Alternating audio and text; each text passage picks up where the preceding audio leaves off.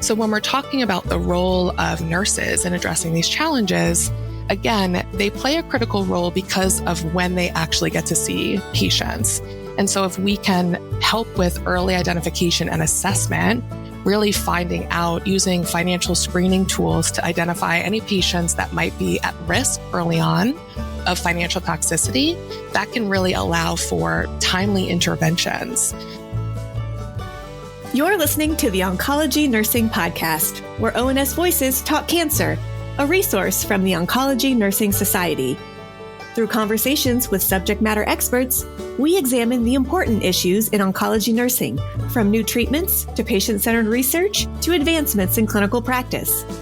Join us as we hear from nurses in all facets of oncology care, from bench to bedside and everywhere in between. Welcome to the Oncology Nursing Podcast. Hello, and welcome to the Oncology Nursing Podcast. I'm your host, Lenise Taylor, Oncology Clinical Specialist at ONS. Today, we're talking with Sarah Paul, Senior Director of Social Work at CancerCare in New York, about financial toxicity in adolescents and young adults with cancer. This population is often referred to as AYA. As a reminder, you can earn free NCPD contact hours after listening to this episode and completing the evaluation we've linked in the episode notes. Thanks for joining us today, Sarah. Thanks so much for having me. Let's start off with a few basics. Can you give us a quick definition of financial toxicity and why it's something nurses need to consider when caring for AYA patients?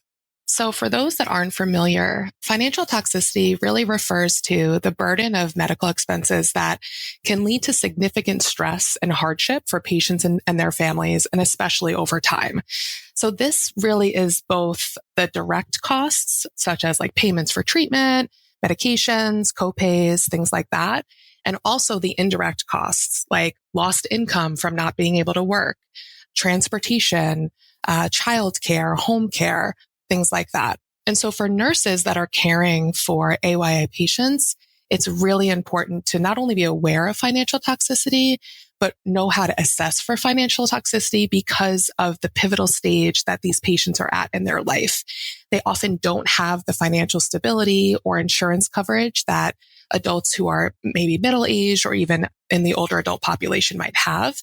So they really do play a crucial role in identifying like those early stages of financial stress and help facilitate interventions or support services that might help mitigate some of these challenges. One of the most pressing financial issues for any patient with cancer is paying for treatment. What are some of the challenges the AYAs can encounter with insurance and out-of-pocket costs? And how is this a little bit different from other populations?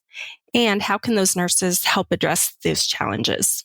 So like I just mentioned, because of the age of this population, they're often in transition. There's a couple of challenges. We're looking at limited or no insurance coverage. Maybe they are 26 and they're aging out of their parent or guardian insurance. Maybe they're moving from college to going into the workforce and they're in between insurance.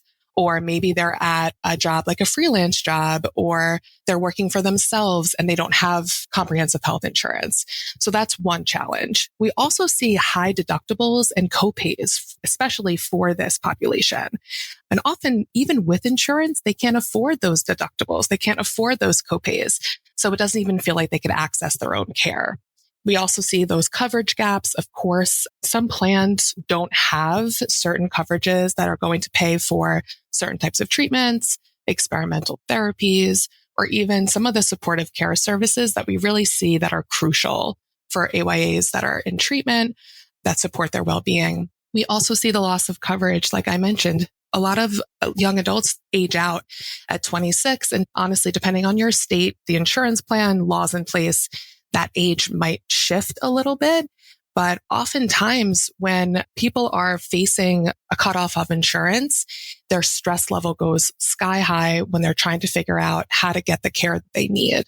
And then another big challenge is that we see out of network care barriers, because sometimes accessing that specialized care requires seeing providers or going to a new treatment center that might not be within that patient's insurance network, which is inevitably going to lead to higher out-of-pocket costs.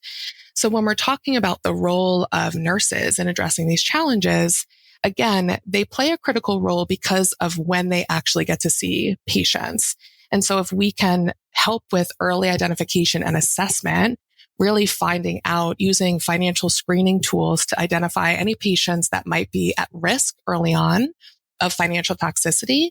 That can really allow for timely interventions.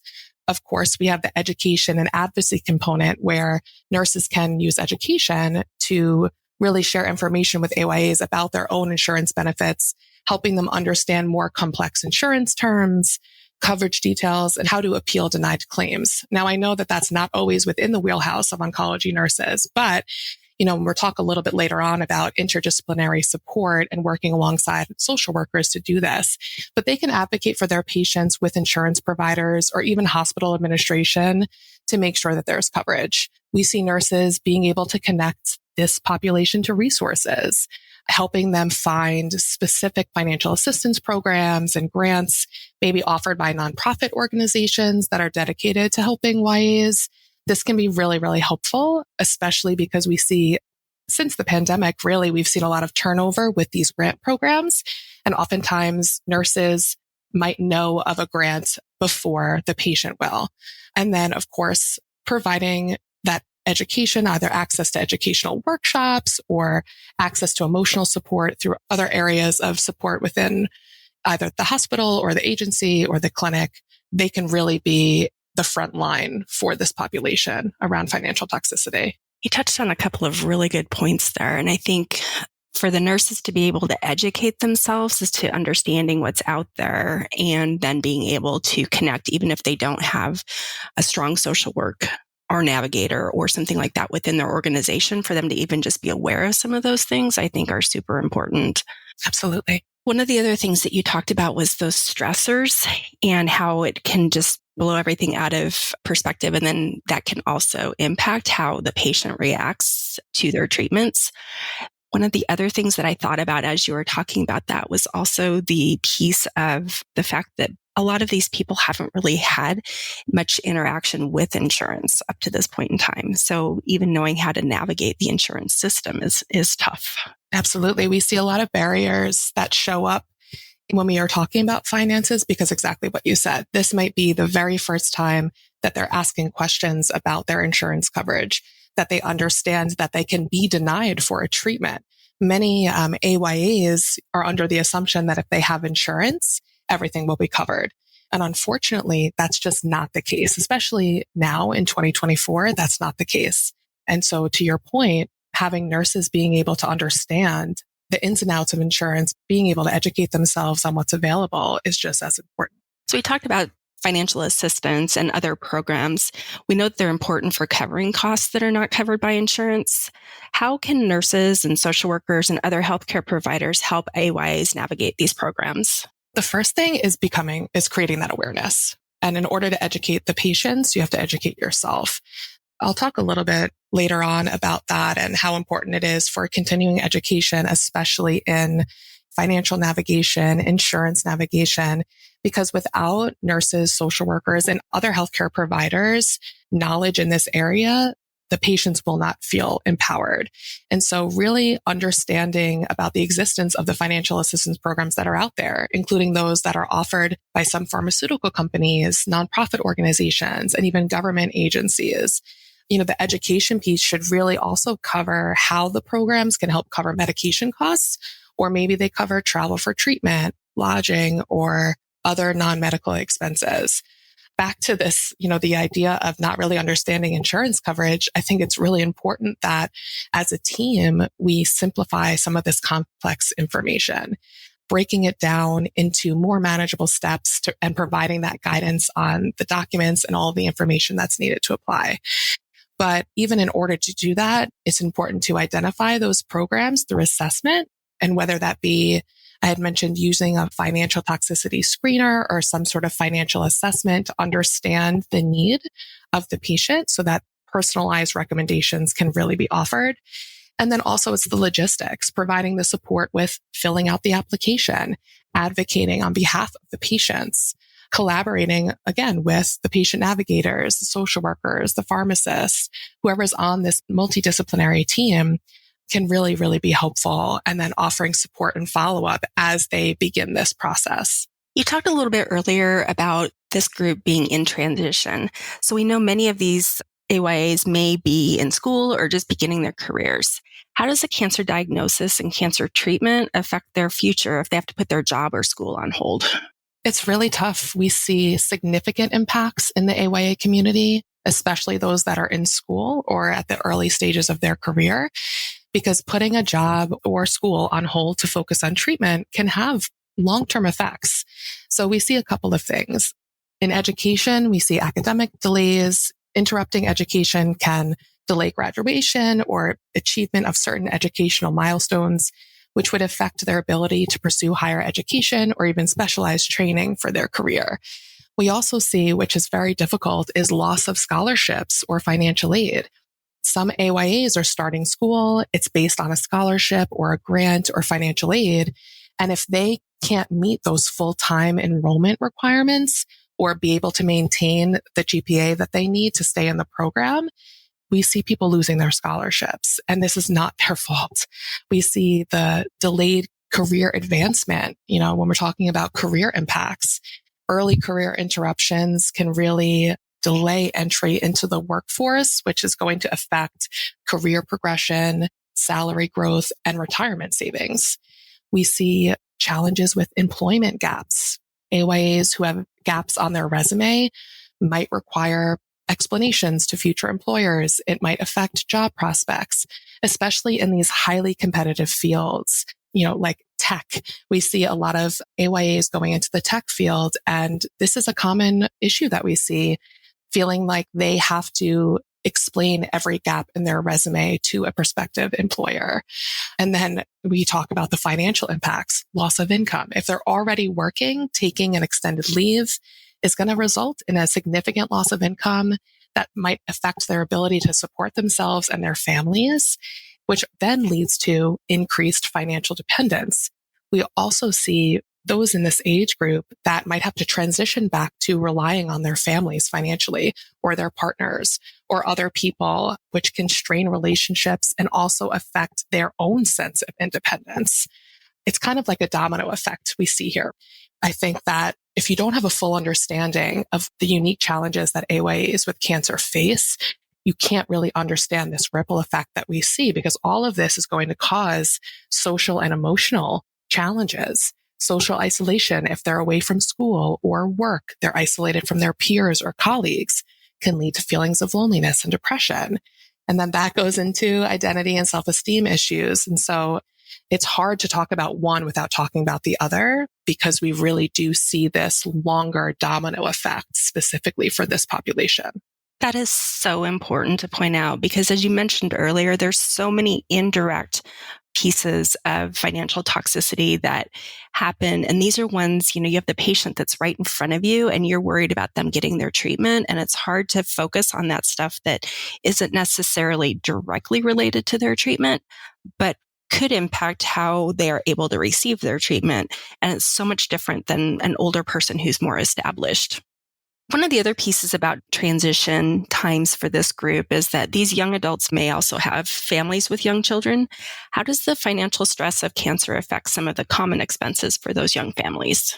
It's really tough, because it can really profoundly impact the family's ability to just manage even the most common expenses, because we see the financial burden of cancer extending beyond those direct costs of treatment, hospital stays, medications, procedures, going on to impact housing and daily living expenses. Mortgage or rent payments might be difficult to make if you are putting all of your extra money towards copays, towards direct or indirect medical costs.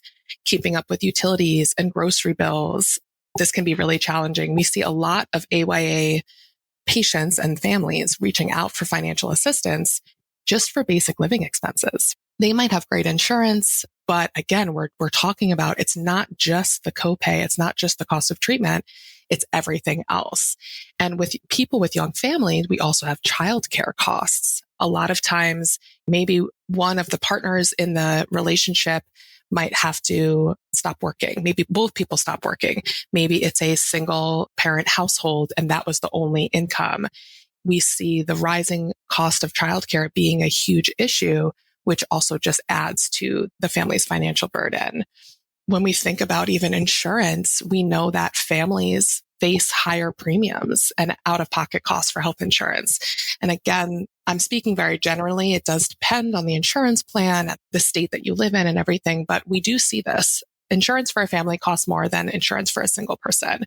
And so even if you take into consideration that someone loses their job and may lose their health insurance, that's also going to impact their family. We also see that with families, there's a depletion of savings sometimes. They might go into their savings or emergency funds, college funds for their kids, retirement savings to cover some of these immediate medical costs. That's going to impact their long-term financial stability. We see a huge reduction in even just like leisure activities because financial stress, when you're under financial stress, anything extra, vacation, day trips, outings, that's going to stop. That often does affect the family's quality of life and opportunities for bonding, for relaxation, for thinking about things other than cancer. And then we talk about the emotional strain on the relationships. Increased financial stress will lead to increased tension and strain in relationships. That could impact marriages, that could impact long-term relationships, that could impact how parents interact with their children.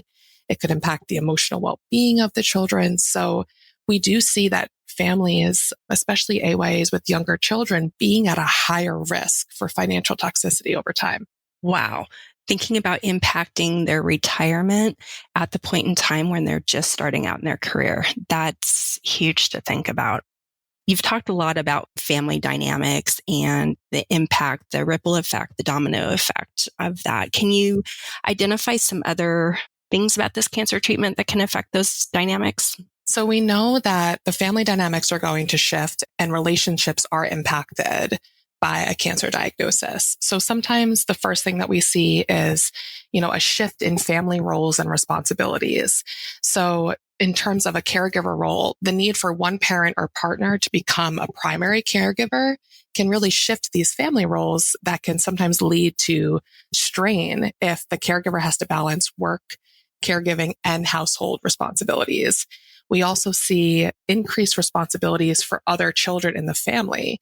Some of the older children may have to take on more household chores or care for their younger siblings, or even work part-time to help with family finances, which then is going to affect their own education and social life. We see a lot of stress around financial decision-making. And in a family, that's going to impact dynamics when there's tension over making financial decisions, especially if there are limited resources. Imagine choosing between medical expenses and daily living costs and trying to figure out how to make both work when there are just limited resources available. And then down the road, you have this stress leading to chronic stress. We know that constant worry about finances can create a chronic stress environment. That is going to impact mental health across the board, which can lead to increased irritability, feelings of sadness, or even conflict among family members. So when we talk about managing these dynamics, we really want to focus on the importance of open communication, because a lot of times we see families avoid discussing financial issues to shield each other from that additional stress. And so oftentimes when there is stress in the finances, communication shuts down. So we want to keep an eye on that to really encourage people to be open. And then also we know that financial pressures can escalate conflicts, even if maybe they already existed before the cancer diagnosis. So a lot of times we see cancer exacerbating whatever historical issues were already there. Oftentimes we see AYAs who they weren't financially stable before because of their life transition or where they're at in their life. When they have to move home and the financial stress gets added to their families, additional stress can lead to conflict, can lead to a breakdown of relationships, and it can just be really challenging for them to navigate. That's huge. And I think, at that point in time, you need your family to be part of your support system. But if you're having conflict because of finances or because of your treatment in addition, it's hard to support one another when you're having that conflict. Yes. I think the other piece of that is having the support networks. We know that they're very important for patients with cancer. What roles do peer groups and community support play in AYAs experiencing financial toxicity? So I think this is a really important piece because sometimes when you think financial stress, financial toxicity, and support groups, you're like, okay, what do they have in common? What I really want people to understand is that having this support network, and even if it's a community support or peer groups or a support group, these networks provide not only just the emotional support, but also the practical assistance and resources that might help someone manage the financial challenges of their treatment. For example, in a support group, whether it be led by a licensed mental health professional or a peer, it offers a really unique platform where AYAs can share their experiences with others who not only understand what they're going through, but also the burden of financial toxicity. And then we hit on the importance of reducing isolation, because a lot of times AYAs feel like I'm the only one that's going through this. And people aren't going to understand. People don't know how difficult it is for me. So when they do connect with their peers, they can reduce those feelings of isolation and loneliness. And by giving them a sense of belonging and community, we're helping them cope. We're not taking away all of their stress. That's impossible. Nurse, social worker, doctor, we can't fix everything, but we can help encourage healthy coping. So some of these peer support groups can be so valuable for a source of coping strategies, offering practical advice on managing stress, anxiety, and depression related to some of the financial pressures that they're facing. And when we're talking about also not only this practical assistance and resource sharing, but more access to community resources, a lot of times AYAs, even if they're in a big city like New York City, they might still feel isolated because they haven't found their tribe just yet, their community. But joining a support group or connecting with a peer who's connected to an AYA community can bring them that closeness and access to community resources that they might not know about, like food banks or utility assistance programs or transportation services. And even just that can help alleviate some of the financial burden. So we really see peer and community support and support groups coming to fill some of these gaps that are left when AYAs are looking for a specific type of support in this area. That's such a cool way of thinking about it, because I think that at that point in time in their lives, all of their friends are just getting started out too as well. And they don't know how to interact with somebody who might be going through cancer treatment. So if they have something that is people who are like-minded and then they bring more information to the table, it becomes kind of like this groundswell effort of supporting one another. So I want to shift gears just a bit and talk about AYAs and survivorship. How can financial toxicity affect quality of life during and after treatment? And how can AYAs prepare financially for the long term? This is a great question because, there have been a lot of studies, and most recently on financial toxicity and how it affects AYAs more commonly than those of older adulthood. There is some logic behind this, right? Older adults have a longer time period to build up their retirement savings and to become more financially stable. And when you have a disruption like a cancer diagnosis at such a pivotal time in your life, it can really cause a snowball effect with your financial future. So there's a couple of things that we look at, in terms of their impact on their quality of life. AYAs tend to have debt and credit card issues because of where they're at. Maybe they don't have a job, maybe they don't have stable income, or they had to take off because of treatment. And then we see the accumulated medical debt and the damage or potential damage to credit scores, which is going to impact their future ability to make financial decisions like buying a home, maybe going back to school or investing in something. I touched on this already, but a delayed financial independence. We really see, like you said, at this time in their lives, their friends are just getting started in their careers, or even if you're an older AYA into your 30s, you've worked hard to establish a career.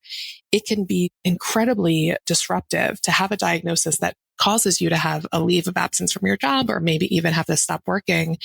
That can cause a delay to financial independence. And I know that it really affects AYA's self-esteem and sense of autonomy if they have to move home or they have to rely on family members or someone else to help them financially. we know overall, even this goes for AYAs and other populations as well, that any ongoing financial stress will contribute to anxiety and depression and just to reduce mental health quality. So for AYAs, think about their financial stress starting in maybe their early 20s or even their late 20s, and them still seeing the effects well into their 40s, 50s because of what has happened. And that's what some of these studies are looking at, the long-term impact of the financial stress of being diagnosed at a young age.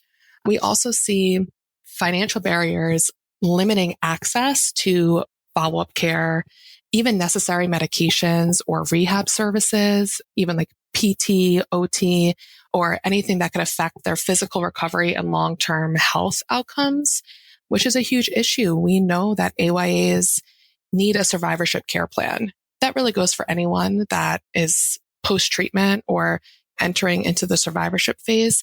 But specifically for AYAs, again, this is a time of transition, which makes everything so much more difficult for them to really wrap their head around and to really feel stable.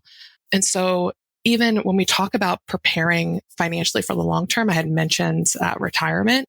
This is real. We have young adults taking money out of their retirement to pay for medical bills.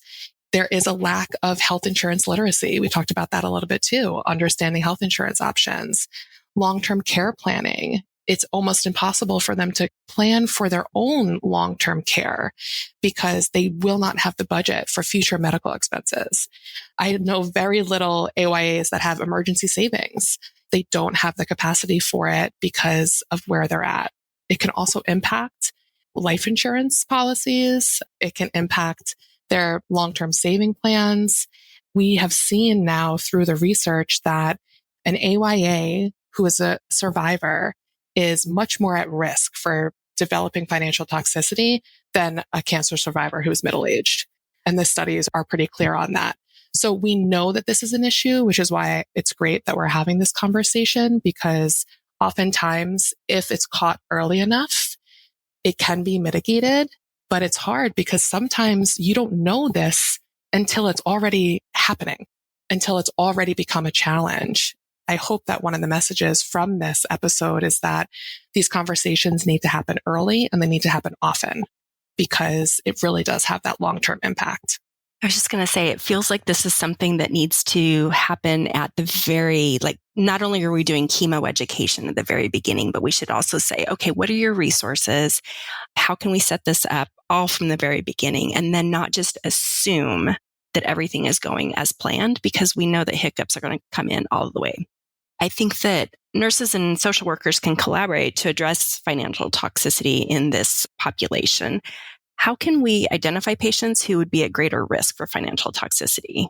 So I think it's going to take a lot of teamwork. And I know that depending on the setting, you might not always have the opportunity to have these interdisciplinary team meetings, but it's really important for everyone to be on the same team in terms of this approach of assessing people early on, right? You said it's important to have chemo education. Well, then again, it should be routine that there should be a financial toxicity screening as part of the intake process that really allows nurses and social workers to identify the patients who are either experiencing financial hardship or at risk for experiencing financial hardship. It can also be helpful to develop shared resource lists. And I know that even now it's very difficult to keep up to date lists of financial resources with the turnover that we see in the community.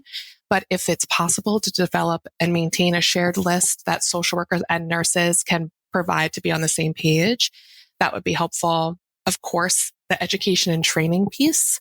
So whether it be from a nurse perspective or social work perspective, really trying to get into participating in educational workshops and webinars on not only identifying financial toxicity, but interventions to mitigate the impact, and then collaborating together to provide the patients with education. That might be not only the patients themselves, but their caregivers, their families, education on financial management, insurance navigation, and even just the potential financial impact of cancer treatment. Because like I said, a lot of AYAs come in with their insurance and they think, okay, I'm going to pay my $20 copay and it's all going to be good. And maybe that is the case for some people, but that is not the norm. And when you are already getting those bills 3 months later and you're like, wow, I didn't even understand that this was going to be the cost of my care, that's already the problem. So I think that if nurses and social workers can work together to identify those patients that are at greater risk for financial toxicity, even using the social determinants of health, looking at socioeconomic status, employment, education level, housing stability, those things can really give clues about a patient's risk for financial toxicity. And then the social workers, through their own psychosocial assessments, they can include financial health that might provide a more comprehensive view of where the patient might be vulnerable financially. And so, of course, it would be nice if we all had financial assistance programs that helped. But I think that being really aware of what's out there, like I said earlier on in the episode, those financial assistance programs or pharmaceutical patient assistance programs, hospital-based programs, things like that, it's really important to stay up to date with what's out there. You talked about sharing some resources between social work and nursing and having a shared list where people can go to. Can you think of some other resources that patients, nurses, or social workers can use to address financial toxicity? Yes. So, there are a bunch, but I'll share the ones that we use most frequently. First, I do want to put in a plug for CancerCare. We do provide free professional support services, including financial assistance to anyone affected by cancer. So we are a great resource. Also, the Patient Advocate Foundation, it offers not only case management services, which can help find resources, but also financial aid to patients with chronic and life-threatening diseases. Another organization that has such great publications and educational materials around financial navigation is Triage Cancer, which is another nonprofit that provides free education on legal and practical issues that may impact individuals diagnosed with cancer and their caregivers. We also try to, through our best ability, refer to local community organizations because oftentimes there are smaller organizations in a specific community that might have more financial resources than these national organizations that run out of funding quite quickly. I think that even starting with a national nonprofit, seeing if you can connect to a social worker, to a patient navigator, to someone that understands the financial and practical issues of those of AYAs diagnosed with cancer is going to be the best place to start. Those are some really great suggestions. This has been really enlightening for me to hear and to think even broader than what I had been thinking about for financial toxicity. I have just a couple more questions for you as we wrap up. How can a healthcare professional's unconscious or implicit bias affect them assessing or evaluating for financial toxicity? Honestly, that's a really great question because I think that one of the challenges that we face with this population is that we might assume that if they're not talking about it, if an AYA is not bringing up finances, that it's not an issue. And so sometimes even our own assumptions or assumptions of healthcare professionals that they don't even need to ask, how are finances going? Are you working currently? Do you feel financially stable? Are you insured? Often, maybe there's not room for those questions. Maybe the appointments are too rushed. That's a whole nother podcast episode. But I think it's important. Even this question makes me think about healthcare professionals that could maybe take a pause to evaluate their own hidden or implicit bias, reflecting on their own experience, really trying to become aware of the assumptions they might have about this population. Another assumption that people have is because they're an AYA, maybe they're, 16, 17, 20, 21, that they absolutely have the support of their family or their parents, which just simply is not true. And so just because people are younger coming in for cancer treatment doesn't mean that they are supported or that they are financially secure from their families. So I think it's important for healthcare professionals, like I said, to take a pause and really understand from a larger perspective what the experience of an AYA with cancer might be like, and maybe even remember themselves what they were like at that age and how difficult it was even without cancer to navigate some of these life transitions and these financial challenges. Then you add a cancer diagnosis and honestly, your life gets turned upside down. So I think that they could benefit from additional education around how financial toxicity affects not only the AYA population, but the AYA populations from different backgrounds, challenging different stereotypes and assumptions that they might have about the AYA cancer experience. Those are some really good points. What are some common misconceptions about financial toxicity?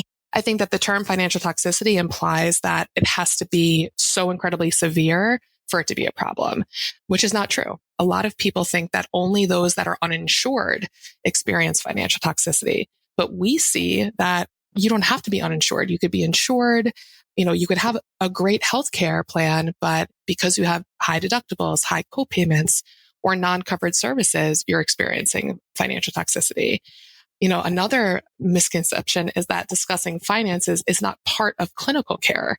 This is really important because, like I said, maybe there isn't always the time or the room or space to talk about financial issues, but financial health significantly impacts treatment adherence and outcomes. We know this. So I think it's important for healthcare providers to remember that this does fall inside the scope of clinical care. Another misconception is that financial assistance is readily available and accessible to anyone that needs it. Now, while there are programs out there, navigating these resources can be complex and overwhelming for patients, especially those that don't have guidance or don't have support or someone helping them. And then the last thing, and I really want people to hear this, is that patients will ask for help if they need it. That's a misconception. Many patients, especially AYAs, they might be embarrassed to talk about this, or maybe they have no idea that assistance is available, or maybe they think that asking for help makes them weak. So they might not even bring up their financial struggles unless directly prompted. And oftentimes it's too late. A lot of the damage has already been done. I think that we need to do better at asking the questions, even if they're not talking about it, so that one, we destigmatize asking for help. And we just normalize the fact that cancer is incredibly expensive. It's honestly one of the most expensive things that you can deal with, and people need help. And that should be the norm. It should not be a source of shame or stigma around asking for help, but it is something that we deal with. It's really hard for somebody who's in that transition phase to where they're supposed to be going out on their own to then have to back up and ask for help. And so we have to make sure and help them understand that it's okay to ask for help. And I think from a nurse's perspective, I think you had a really good point in that it may not be something that we think about in relation to clinical care, but because if they can't afford their treatment, then why we can't provide that clinical care. I think those are some really good points to make. What's something about this topic that's often not discussed, but you wish people knew more about? So I touched on this a little bit. The two things that stick out to me the most, the first, long-term effects of the financial toxicity. Because again, we're not talking about just the right now. Beyond those just immediate treatment costs, the financial toxicity can really have a long-lasting effect on someone's credit score, on their savings, on their financial stability. And not to keep repeating myself, but this ripple effect, it will just keep going if there are not interventions that can help mitigate the long-term impacts. So that's the first. The second is, and again, I touched on this a little bit, but the emotional impact. We really see the stress and anxiety associated with financial toxicity profoundly impacting mental health. It's talked about. If you're in the field, you've heard it, but it's not as openly discussed as people think it is. And it really needs to be included in patient care plans. The fact that if someone is experiencing financial hardship, financial toxicity, if they are struggling, there's a good chance that they are experiencing anxiety, stress, and even depression because of what they're facing right now. And so I think that for those listening, really understanding that if someone's coming to you with financial struggles, check in with how they're doing emotionally as well, because there's a good chance they're connected. Thinking about some of the things that you've touched on and about how we need to start having these conversations, what's some additional training or education that oncology nurses could use to stay current on this topic? I think, and it's difficult because I wish I had actual trainings to point to off the top of my head that already exist. But I do think it would be great for all oncology nurses in general, to do some sort of financial navigation training, really understanding financial navigation and how to help patients manage the cost of their care. And that includes understanding insurance policies and identifying financial assistance programs. Now, it would be great if certain hospitals and clinics and cancer treatment centers offered this training upfront. It would be great if it was part of the onboarding experience because everyone could use it, including social workers. Another thing would be additional training on communication skills around how to initiate and have sensitive conversations around finances in a compassionate and non-judgmental manner. It is very difficult sometimes to talk about finances. I think a little bit easier maybe with the AYA population because they are not as in the throes of financial planning as those that are later stages in life. But a lot of times, like I said before, people are embarrassed to talk about it. They don't want to talk about it. There's shame involved. So it would be helpful to have skills around having those conversations. Also, again, if there was a training that came out every year that was an update on financial resources, that would be amazing because we see this kind of like ever evolving landscape of financial assistance and insurance options through patient advocacy resources, but the turnover is crazy. So if someone could stay on top of that, that would be pretty amazing as well. But then overall, I think really learning the importance of interdisciplinary collaboration, because if everyone can work together, oncology nurses, oncology social workers, patient navigators, financial counselors, if everyone could work together, that would be the best way to support the patient because we know that not just one part of the team could do it alone. It's really this teamwork and coming at it from a multidisciplinary approach that is going to probably work the best in terms of support for this population. I think that alleviates a lot of the pressure on a single person as well, or a single role as well, knowing that it's part of a team. The other piece of that you're part of a team is then assuming that somebody else is going to be doing that work. So if you can collaborate on all of this, that's super important. Absolutely. You've talked a lot about resources that are available. Can you think of any additional ones that you haven't mentioned for patients or providers who might want to learn more?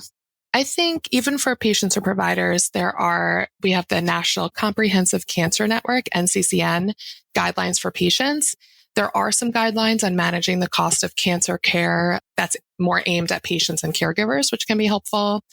The American Society of Clinical Oncology, also known as ASCO, is a great resource. It can provide resources and training for oncology professionals on addressing financial barriers to care.